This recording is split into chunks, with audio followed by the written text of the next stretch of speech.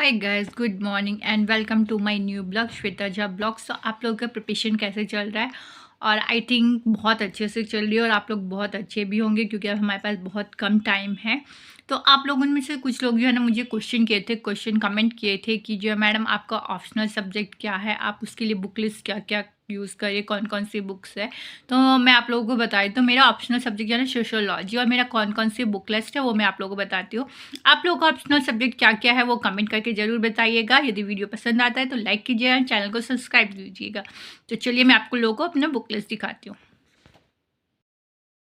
Guys, तो आप जब भी ऑप्शनल सब्जेक्ट चूज़ करें तो उसके लिए सबसे पहले जो है ना जो सिलेबस है, लास्ट ईयर के क्वेश्चन पेपर्स है, उनको उठा के देखिए। आपको अंडरस्टैंडिंग होनी चाहिए, समझ में आ रहा है, आपको अच्छा लग रहा है, आप उसको सॉल्व कर पा रहे हो, तो वो चीज़ ऑप्शनल में आप अपना सब्जेक्ट चुनिए। जब साथ ही साथ यदि आपका ग्रेजुएशन का सब्जेक्ट है, जो आप जिस सब्जेक्ट से अपने ग्रेजुएशन की आपका अंडरस्टैंडिंग उस जो है, तो आप उसको सब्जेक्ट को चूज़ किए, क्योंकि जो है ना हमारा जो ऑप्शनल सब्जेक्ट होता है वो सबसे ज़्यादा स्कोरिंग मार्क्स होता है। क्योंकि आपकी पकड़ अच्छी होगी तो आप इजीली पेपर को, क्वेश्चन को समझ पाएंगे एंड देन सॉल्व करेंगे। तो मेरा जो ग्रेजुएशन था वो मैंने बायोलॉजी से किया था, बीएससी मैंने प्लेन किया था। देन उसके बाद मैंने जो है ना बहुत सारी पढ़ी, मैंने बायोलॉजी का देखा, बहुत सारे सब्जेक्ट का, केमिस्ट्री का ऑप्शन, सारे सब्जेक्ट को उठा के देखा।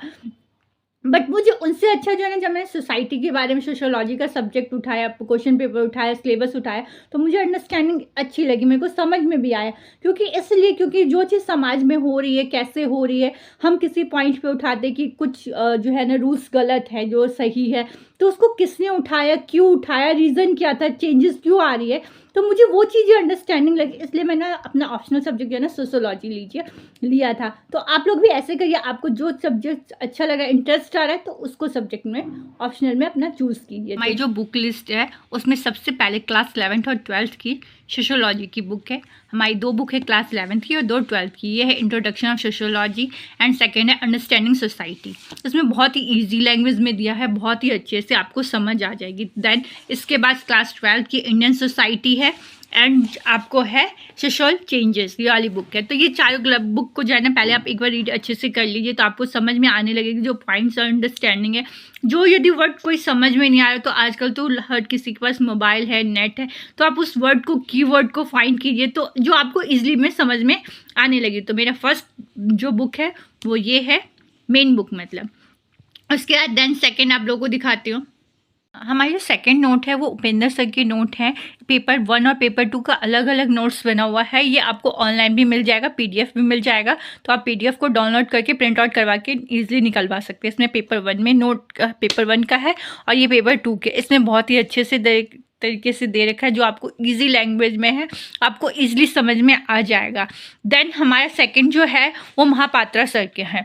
महापात्रा सर के भी नोट्स आपको पीडीएफ मिल जाएगा, आप डाउनलोड करके देन उसके आप प्रिंट आउट करवा सकते हो। ऐसा होता है कि जो है ना कुछ टॉपिक्स हमें उपेंद्र सर के नोट्स से हमें जो अच्छा लगता है, कुछ महापात्रा सर के अच्छे लगते हैं। तो आपको जो अच्छा लगता है, जो अच्छे लगते हैं, दोनों में अलग अलग टॉपिक्स सेम दिए हैं, समझाने का सेम तरीका है, बट कुछ पॉइंट्स में इसमें कुछ ज़्यादा ब्रीफ में दिया है, इसमें किसी और में दिया है।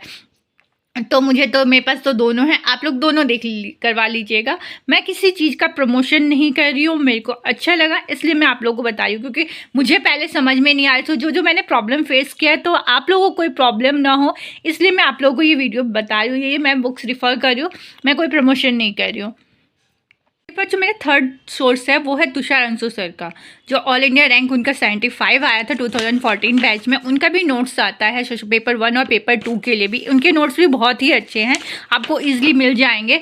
उनका भी आप पीडीएफ डाउनलोड करके आप पहले जो है ना पढ़ लीजिए, आप पीडीएफ पढ़ लीजिए यदि आपको अच्छा लगता है, क्योंकि मैं ज़्यादा देर तक मोबाइल में नहीं पढ़ सकती, मेरी आंखों में पेन होता है, इसलिए मैंने इन सबका पीडीएफ डाउनलोड करके प्रिंट आउट करके अपनी बुक्स मतलब फ़ोटोकॉपी करवा लिए। इसीलिए ये सारी चीज़ें मैंने जो है ना नोट्स, जब मैंने सोचा था कि मुझे ऑप्शनल क्या लेना है, कौन सा सब्जेक्ट अच्छा रहेगा, क्या रहेगा, तो मेरे कुछ आइडिया ही नहीं था। तो फिर मैंने बहुत सारे जो है ना जो आईएएस टॉपर्स है उनके नोट्स देखे, उनके बारे में सुना, उन्होंने कौन सा ऑप्शनल था, कौन सा ऑप्शनल नहीं था। तो अनु कुमारी मैडम का अपने नाम आप लोगों ने भी सुना होगा, तो अनु मैडम का भी जो है ना सोशियोलॉजी ऑप्शनल था। तो मैंने जो है ना उन्होंने जो बुक मेनली रिफ़र की थी, मैंने भी ऑप्शनल के लिए वही बुक्स रिफ़र किए, क्योंकि मुझे अच्छा लगा, मुझे पढ़ने में बहुत मज़ा आ रहा है, इसीलिए मैंने ऑप्शनल ये सब्जेक्ट लिया। एंड देन वही चीज़ें मैंने जो है ना अपने ऑप्शनल में, मतलब जो बुक लिस्ट है वही चीज़ रिफ़र की है। तो अब मेरे पास एक और सोर्स है लास्ट, हमें सब नहीं पढ़ना है, हमें जो टॉपिक जहाँ से अच्छा लगेगा हम वो टॉपिक वहाँ से पढ़ेंगे। ज़रूरी नहीं है कि हमें एक ही बुक पढ़ना है, सबने यही बुक पढ़ी, हमें जहाँ से जो टॉपिक अच्छा लगेगा हम उस टॉपिक से अपने डाउट्स को क्लियर करेंगे। पॉइंट है कि हमारे पास सिलेबस है, सिलेबस के हिसाब से पॉइंट वाइज हमें अपने टॉपिक क्लियर होना चाहिए। एंड देन मेरा थर्ड सोर्स जो है इग्नू की बुक्स है, जो बी और एमए की है। मेरे पास बीए की बुक्स है, एमए की नहीं है। तो जो एमए का मैं ऑनलाइन ही जो पॉइंट्स मुझे क्लियर नहीं आते, बाकी तो मुझे समझ में आ जाता है इन टॉपिक से। कुछ टॉपिक से जो पॉइंट्स नहीं समझ में आते हमारे यूट्यूब से है, और जो है ना बी और एमए का जो ऑफलाइन में जो ऑनलाइन सोर्स मिल जाते हैं वहाँ से मैं कवर कर लेती हूँ। तो मैं आपको दिखा देती हूँ अपनी बुक्स। ये जो है ना, ये सारी जो बुक्स है ना, ये इग्नू की है, देख रहे हो आप, understanding of sociology, then groups and institution, then socialisation and education groups, उसके बाद ये इकोनॉमिक प्रोसेस, इसमें भी बहुत अच्छे से दिया है, बहुत अच्छे से समझाया गया है। अब मैं भी इसी को रीड करती हूँ, जो टॉपिक्स इन दोनों में समझ में नहीं आते वैसे तो वहाँ पे क्लियर हो जाता है, बट कुछ चीज़ें होती है जो मुझे समझ में नहीं आती, कहीं से कुछ प्रॉब्लम्स होती है, तो उनको लिए जो है ना मैं इन बुक को रिफ़र करती हूँ, और एमए के लिए ऑनलाइन ही। तो आप लोग भी अच्छा लगेगा, आप देख लीजिएगा। देन तो मेरे पास जो है ना यही मेरे सोर्स थे, बुक लिस्ट मेरी जो सोर्स थी यही थी।